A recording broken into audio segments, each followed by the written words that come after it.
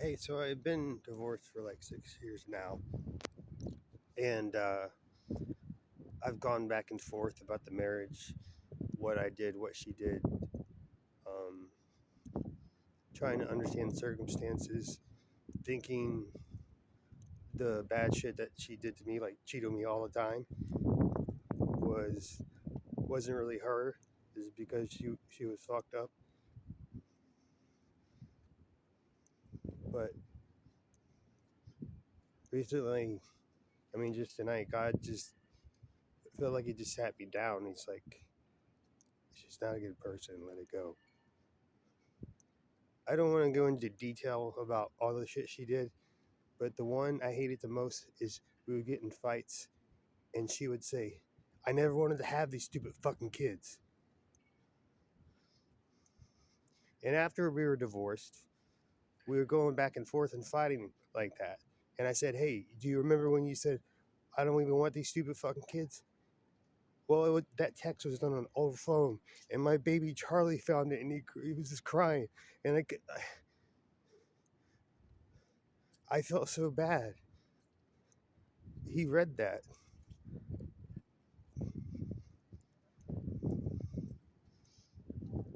She's not a good person.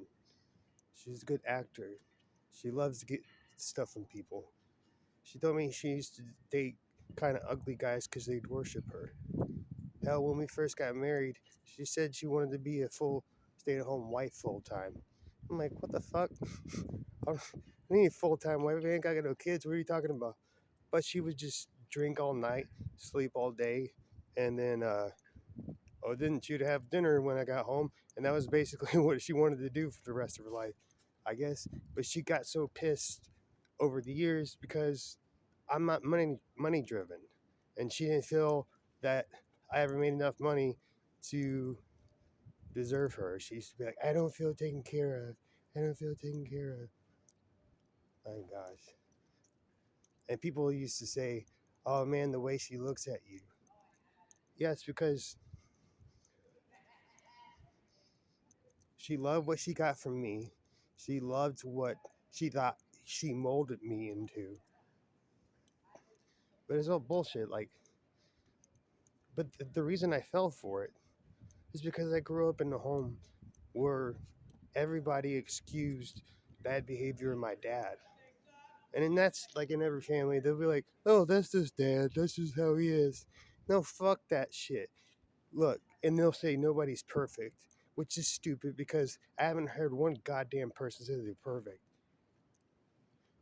Yes, no one's perfect, but if someone loves you and they're a good person, they would never hurt you on purpose, ever.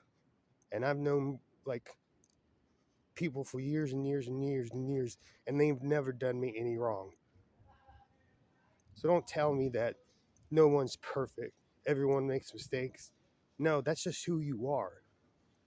You're just showing who you are.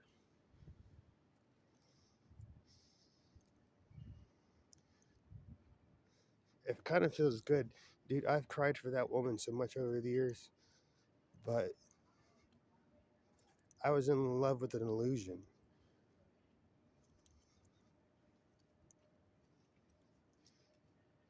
I remember I lived with her temporarily in 2020, and I had a job, and she would stay up all night drinking, and then she would be sleeping for a while, like after I went to work. I mean, she would. I mean, she did this every day. She'd drink every night and then pass out. And one time, I came downstairs and there was like two guys there, and Rachel's being laid on top of the couch, and I'm like, Rachel, what are you doing? And I was like, they gotta get out of here.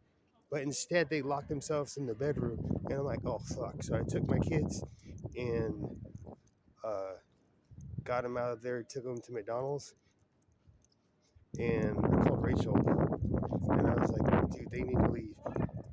And I don't know, it's kind of irrelevant in the rest of the story, but there's a bunch of pieces of shit posing as loving and caring people. There's some really good actors.